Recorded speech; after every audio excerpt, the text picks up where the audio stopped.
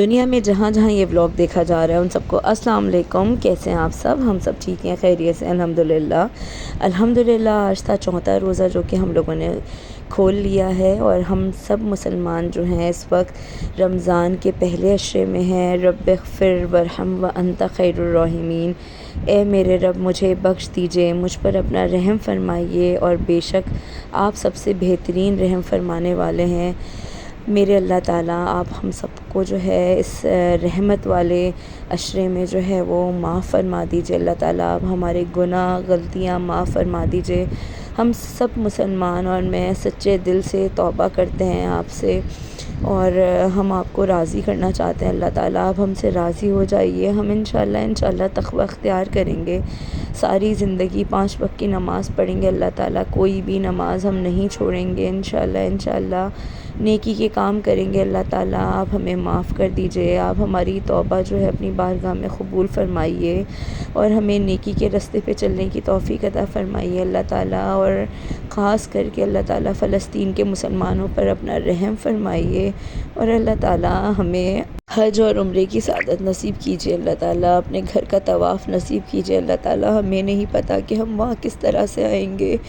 अल्लाह ताला आप जानते हैं हम किस तरह से आएंगे वहाँ पे। इस तरह से हमारे वसाइल पैदा कीजिए अल्लाह ताला और हमें वहाँ बुला लीजिए। हमारा बुलावा आ जाए आपके घर पे और अल्लाह ताला हमें जल्दी बुला लीजिए और हम पे अपना ख़ास रहम फरमाइए। अल्लाह ताला जितने भी दुनिया भर में बीमार हैं और मेरे ख़ानदान में जितने भी बीमार लोग हैं उन सबको सेहत याबी दीजिए, ज़िंदगी दीजिए, लंबी उम्र दीजिए अल्लाह ताला। जो लोग इस दुनिया से रुखसत हो गए हैं अल्लाह ताला उनकी मग़फ़िरत फ़रमाइए, उनको जन्नतुल फ़िरदौस में आला मक़ाम अता फ़रमाइए। अल्लाह ताला एक दिन हमने भी आपकी तरफ़ ही लौटना है और हम नेकी के अमाल के साथ आपकी तरफ़ लौटें। अल्लाह ताला हमारी तौबा अपनी बारगाह में क़बूल फ़रमाइए। बेशक आप रहम करने वाले और माफ़ करने वाले हैं अल्लाह ताला। अल्हम्दुलिल्लाह हम सब इतने अच्छे हाल में हैं, हम आपका जितना शुक्र अदा करें कम है। लेकिन जो लोग अल्लाह ताला जिनको एक वक्त का खाना, एक वक्त की सहरी, एक वक्त का इफ़्तार मैसर नहीं, उन पर अपना ख़ास रहम फरमाइए अल्लाह ताला। उन पर अपनी रहमतों के साए बिखेर दीजिए अल्लाह ताला, उन पर अपनी नेमतें बिखेर दीजिए। रमज़ानुल मुबारक में व्लॉगिंग के लिए टाइम निकालना इट्स मोस्ट डिफ़िकल्ट टास्क। मुझे बिल्कुल भी टाइम नहीं मिल पा रहा और किस तरह से सब मैनेज करते हैं, hats off to all bloggers. और बच्चों की फ़रमाइशें अलग चल रही होती हैं कि अम्मा आज ये बनाना, अब आज वो बनाना, तो उनकी फ़रमाइशें भी जो हैं वो पूरी करनी पड़ती हैं क्योंकि बच्चे रोज़ी से होते हैं। तो बस अम्मा जो है वो अब बच्चों की ख्वाहिशात पूरी करे, व्लॉगिंग करे, रोज़े रखे, इबादत करे, क्या क्या करे। तो बस फ़र्स्ट प्रायोरिटी मेरी यही है कि इस रमज़ान, ये वाला रमज़ान तो मुझे मिल गया है, फिर आगे मुझे रमज़ान मिले ना मिले तो मेरी ख्वाहिश यही होती है कि मैं जो हूँ वो अच्छी तरह से इबादत कर सकूँ और इसलिए मैं इतनी ज़्यादा जो है वो व्लॉगिंग नहीं कर पा रही हूँ। बस ये 2-3 दिन का कुछ जमा हुआ था मेरे पास, तो मैंने सोचा कि चलो ये ही मैं थोड़ा बहुत शेयर कर लूँ। और यहाँ पे जो है वो मैं बारबेक्यू चिकन पोटैटो चीज़ बॉल्स बना रही थी। तो यूसुफ़ ने और सैफ़ुल्लाह ने मुझे बोला था कि हमको चीज़ बॉल्स खाने, अम्मा आप बना दीजिए।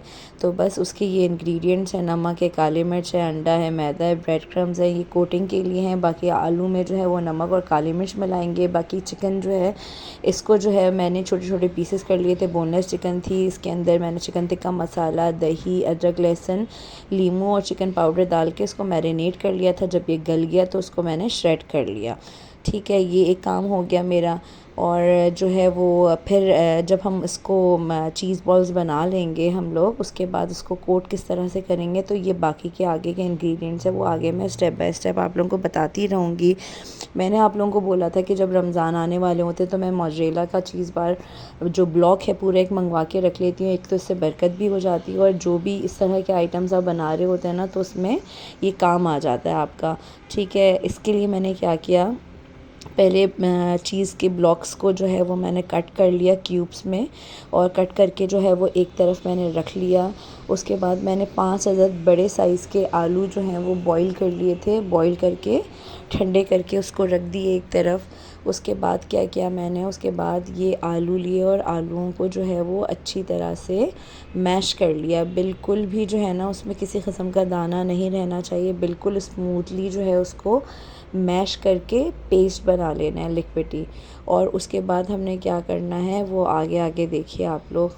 मैं इतना फ़ास्ट चल रही हूँ ना कि वीडियो जो है वो थोड़ी पीछे हो जा रही है।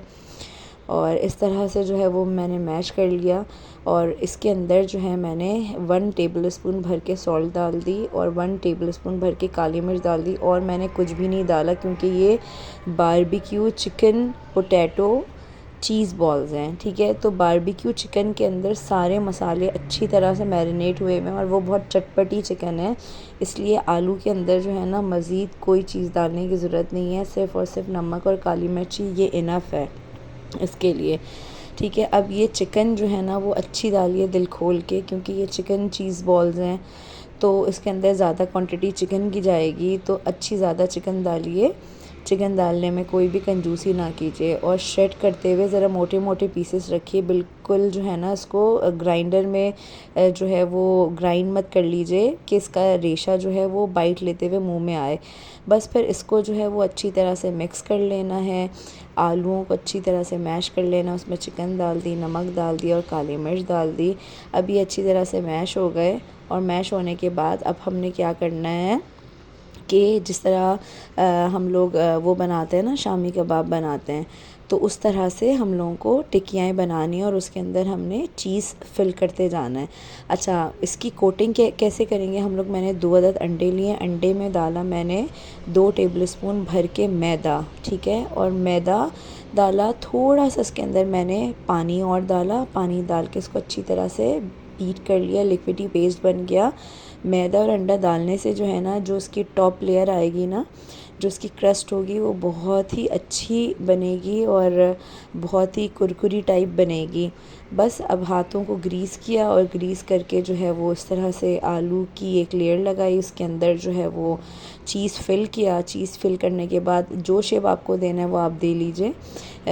बॉल्स हैं क्योंकि ये, तो उसको बॉल का शेप दे दिया, ठीक है। इस तरह से करके सारी बॉल्स बना दी और थोड़े से मैंने सिलेंडर टाइप भी जो है ना शेप बनाए थे 4-5। फिर उसको जो है ना सबसे पहले अंडा, मैदा और पानी का जो पेस्ट है उसके अंदर डिप करना है। उसके बाद उसको ब्रेड क्रम्स में कोट करना है। ब्रेड क्रम्स भी जो है वो फ्रेशली चॉप मैंने घर पे ही कर ली थी और ब्रेड को अच्छी तरह से ग्राइंड करके जो है वो मैंने ब्रेड क्रम्स बना ली थी। और ब्रेड क्रम्स के अंदर अब क्या डलेगा, अब ये देख लीजिए। ब्रेड क्रम्स के अंदर डलेगा चिकन पाउडर, ठीक है। जितना आपने लेना उस हिसाब से अब आपने ही अंदाज़ा करके डालना है। मैंने 1 टेबलस्पून लिया और 1 टेबलस्पून में मैंने जो है वो थोड़ा सा डाला चिकन पाउडर, इसके बाद मैंने थोड़ा सा डाला ऑरिगेनो और थोड़ा सा डाला मैंने इसके अंदर पेपरिका पाउडर, ठीक है। अब देखिए, किसी को ऑरिगेनो की खुशबू अच्छी नहीं लगती और किसी को पेपरिका का रेड कलर अच्छा नहीं लगता, लेकिन चिकन चीज़ बॉल्स जो होते हैं ना, चिकन पोटैटो चीज़ बॉल्स, तो इसके ऊपर कोटिंग पर रेड कलर आया हुआ होता है ना, हल्का सा गोल्डनिश रेड, तो वो अच्छा लगता है। बिल्कुल फ्लैट येलो अच्छा नहीं लग रहा होता है, तो इस वजह से मैंने पेपरिका डाला है और ब्रेड क्रम्स के अंदर डाला है। आलूओं में नहीं डाला क्योंकि आलूओं का फिर कलर चेंज होकर रेड हो जाता है, तो ऊपर की कोटिंग अच्छी लगे, तो इसलिए मैंने ये तीनों चीज़ें इसके अंदर मिलाई हैं। अब 1 ही टेबल स्पून के अंदर मैंने इतना डाल दिया क्योंकि मेरे पास इतना ब्रेड क्रम्स थे कि ये इनफ था, इतना सा इसके अंदर, ठीक है। और कोटिंग खाली फीकी फीकी सी आती ब्रेड की, अच्छी नहीं लगती, तो इसलिए इसके अंदर मैंने चिकन पाउडर डाला कि थोड़ा सा अच्छा फ्लेवर आ जाए। बस थोड़े से मैंने सिलेंड्रिकल शेप बना लिए, थोड़े से मैंने राउंड शेप बना लिए और उसके अंदर चीज़ अच्छी ज़्यादा डालनी है क्योंकि चीज़ का अपना फ्लेवर होता है, तो वो अच्छा लगता है। बस इस तरह एक एक करके इसको जो है पहले अंडे, मैदा और पानी के मिक्सचर में डाला, उसके बाद ब्रेड क्रम्स बहुत अच्छी तरह से कोट करा और करके जो है वो सारे इस तरह से रख दिए मैंने। रखने के बाद जो है उसको आप आधे घंटे के लिए फ्रिज में रख दीजिए, फ्रीज़र में ना रखिए, फ्रिज में रख दीजिए अगर फ़ौरन आपको फ्राई करने हैं तो।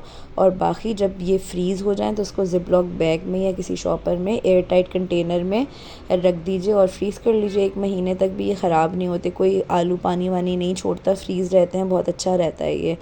और इस तरह से ब्रेड क्रम्स कोट करके और आप रख लीजिए। उसके बाद जो है हमारे पास तो पता है ना आपको, बच्चे हैं, जब बना रहे होते हैं हम ये चीज़ें तो उसी वक्त ही आधे फ्राई हो जाते हैं। बच्चों के घरों में ऐसे ही होता है, बच्चों से सब्र नहीं होता। तो बस उसके बाद जो है ये मैं सहरी से पहले के वक्त की है ये क्लिप्स ना, जब मैं ये बना रही थी।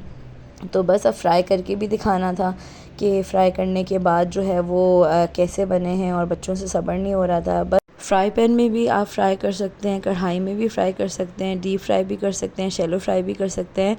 एक टिप जो है वो याद रखिएगा, टिप ये है कि देखिए इस पे ब्रेड क्रम्स कोट हुए हुए हैं, ठीक है। ब्रेड क्रम्स जो है ना बहुत ही जल्दी जल जाते हैं, ब्लैक हो जाते हैं, काले हो जाते हैं। तो उसको जो है ना वो आप लोग रख कर दूसरे कामों में मत लग जाइएगा, फ़ौरन ये फ्राई हो जाते हैं, क्योंकि अंदर जो भी हमने मिक्सचर डाला हुआ है वो सब कुक्ड है, चिकन कुक्ड है हमारी, ठीक है। और जो है वो पोटैटो जो हैं वो बॉईल हुए हुए हैं, सिर्फ हमने मसाले मिलाए हैं। तो इसीलिए हमने इसके ऊपर अंडा और ब्रेड क्रम्स जो डाले हैं ना, तो ये फ़ौरी तौर पे इस पे कलर आ जाता है। अब देखिए मैंने पेपरिका पाउडर डाला था, इस वजह से ये इसके ऊपर इस तरह से कलर आया है, और ये चीज़ जो है ना इसमें से बाहर आनी शुरू हो गई है।